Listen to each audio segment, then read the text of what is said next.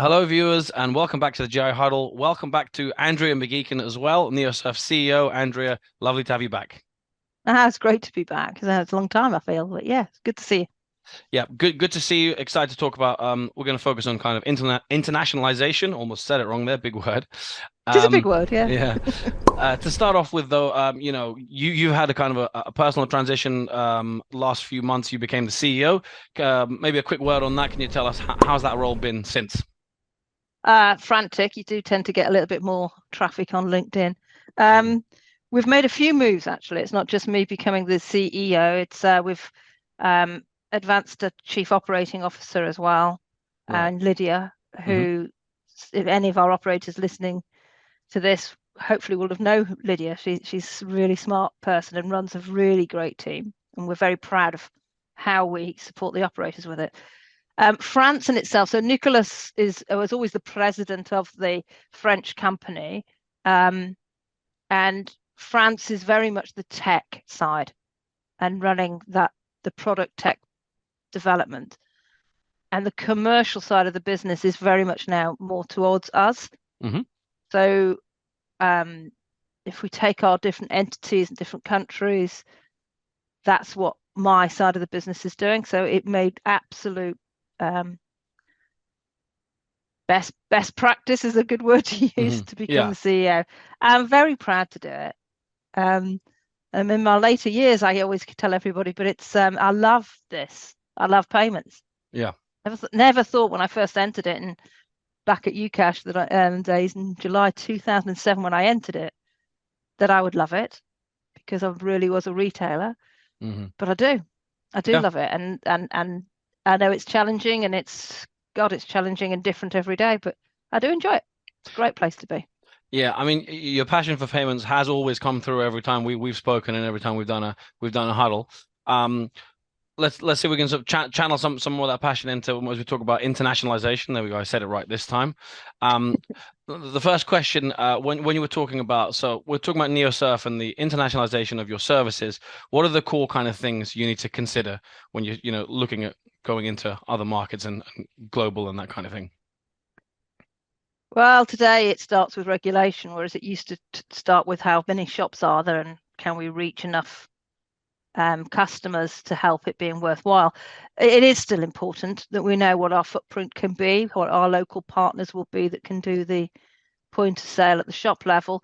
And now we have online distribution, and that has to be managed extremely carefully. And we have some great partners.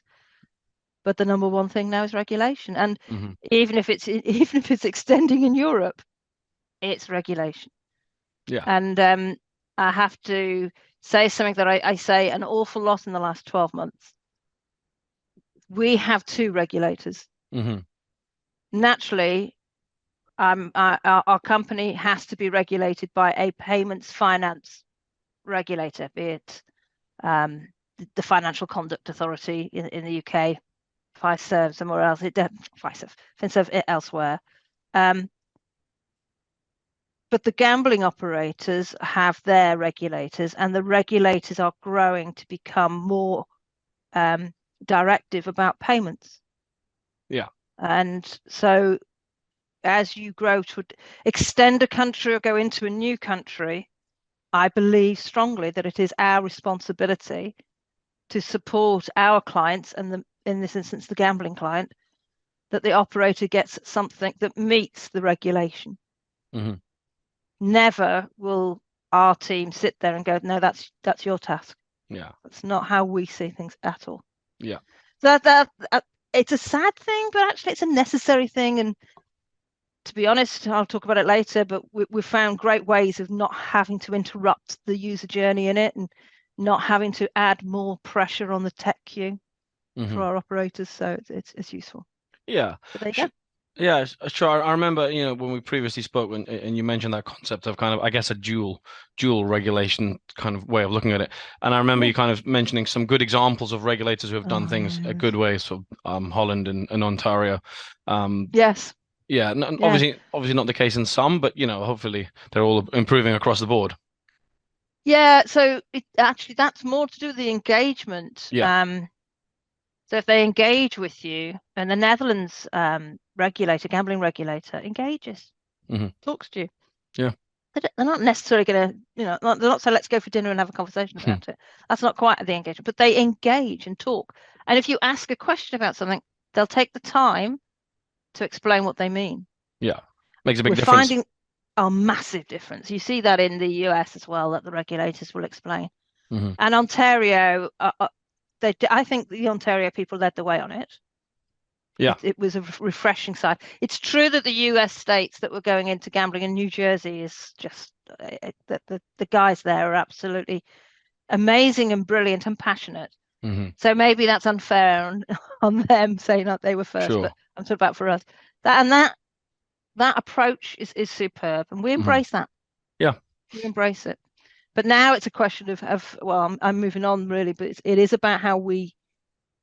It's all right saying it, but what do we do? Yeah. Well, yeah, that's a good segue. Next question, I'll hit you up with, in terms of internationalization, what are the steps you've taken recently, and as we're fairly early into 2023, what can we expect from you guys in the upcoming year? Okay, well, it does come down to us accepting that we have two regulators and how do we deal with it. As I say, it's not just new countries. One of the cool things we did actually is we've separated the games market, the esports people, into digital cash, and we launched that last April, but that's just getting out of its beta and soft launch state and went live in Australia a few weeks ago.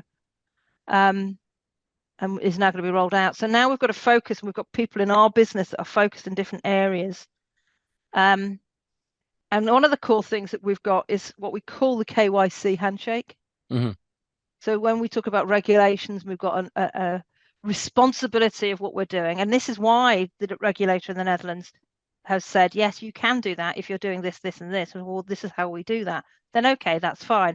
So the KYC handshake literally are calls in the back of the API behind the customer, because the vast majority of customers are going to get through that fine and we don't disturb them.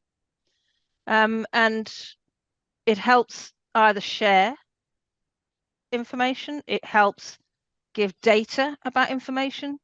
In the UK, from a social responsibility point of view, in the Netherlands, it's about traceability of something called a cash voucher that some of our competitors would like the world to know that that's dying.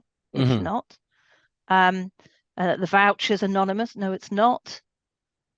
Just because you don't have to pass it, possibly put ID at the point of buying it, depending on where you're spending it.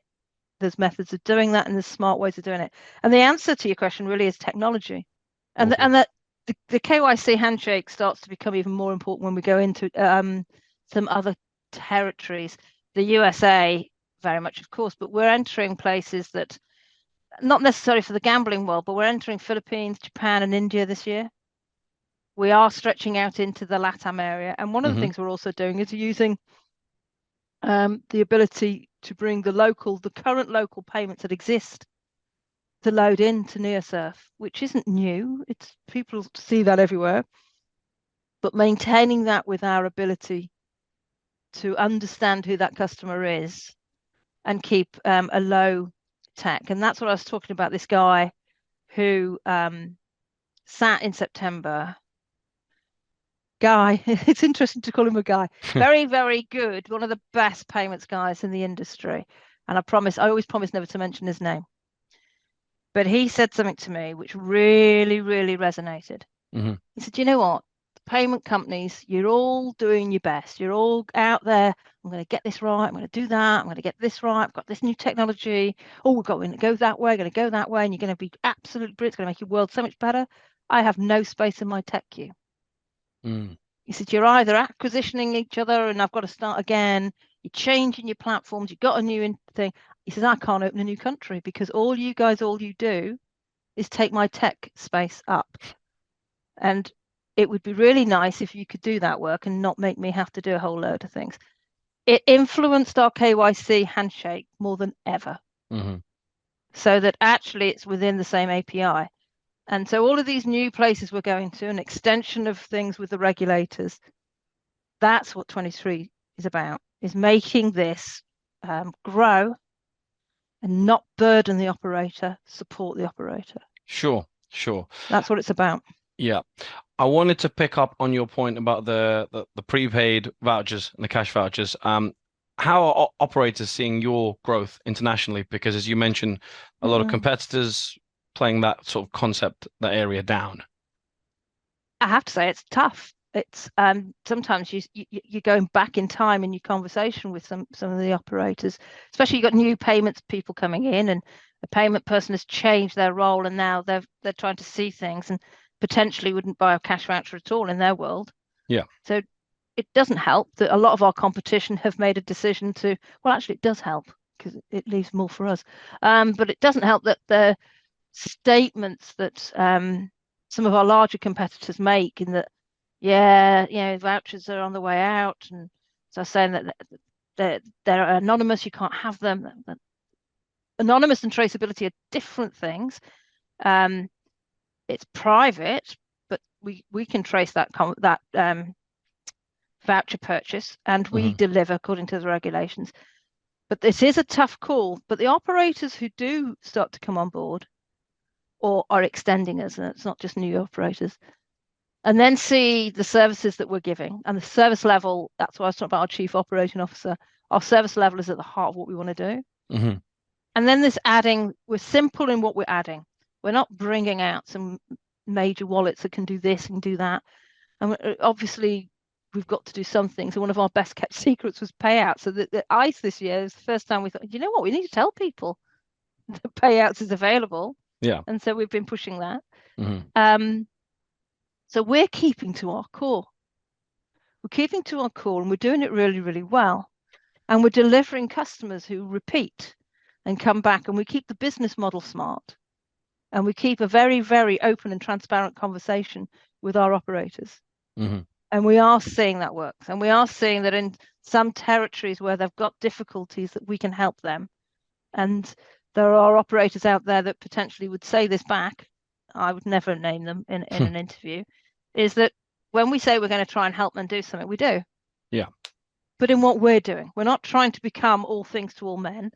And we're killing the myth. Cash is not dead. The European Central Bank has just released something for Europe. It's a developed area about cash hasn't died at all. Don't forget it.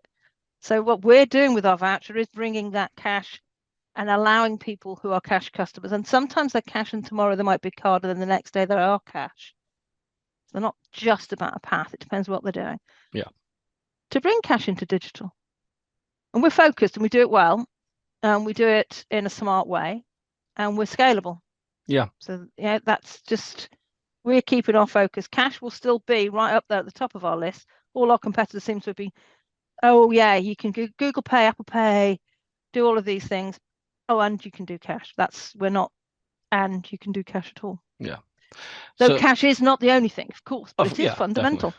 Yeah. Given that focus on cash and everything that we've mentioned so far, a sort of final area / question from me: what do you see the future of Neosurf's international markets being? And as I say, bearing in mind particularly what you're saying that competitors are not placing a focus on cash or prepaid vouchers, I suppose that's where you can differentiate. I think the answer is keeping to what we know best, but making it easier and smarter, and making sure that what aspects need to be delivered for different regulators in different territories is achieved, and we honor that. So it's about making sure that we can reach those customers. Some countries that we're entering have had cash voucher solutions for ages because they're developing countries. And there's no reason why we can't just accept those local payments to buy Neosurf and give them a direct access to the merchants that we're with. But if we do that, we do it properly, we do it smartly. Best user experience is always at the heart of how we do that. And with a KYC handshake product, making sure that all the traceability is there. Payouts is absolutely fundamental. It's been a very, very weak service for any prepaid voucher or product that goes in. So building that and making that a little bit more scalable and sustainable is really very, very smart. And it's really cool with the operators that work with us. They're seeing the benefits of that. And so we're rolling that out much, much bigger. So it is we will reach more people. Our international team that look at the distribution is now quadrupled. We've got more people. We've got a guy right at the top, and those guys are focused on the reach. We will be in all the countries we're in today and the countries we're going. We have a focus that we will have the biggest footprint and the biggest access to customers. Mm-hmm. And that's what we will do. But at the heart of it, we'll do it properly. Yeah. We'll do it smartly, and an operator can have the confidence that what we say is true. We don't just walk away, and that what we deliver will deliver well. And we recognize their gambling regulator as much as our payments regulator. Mm-hmm. And we take responsibility for that. I think that's it. That's what we're doing. Well, Andrea, thanks very much for your time as always. I mean, best of luck with 2023, but I'm sure we'll speak again soon, and I'm sure there'll be, so. Yeah. I'm sure there'll be developments in regulations, in internationalization. Almost couldn't say the word again. Cash, all these things. Yeah, it's not dead. Yeah. Thank you very much. Thank you for your time. Thank you, Andrea. Thank you.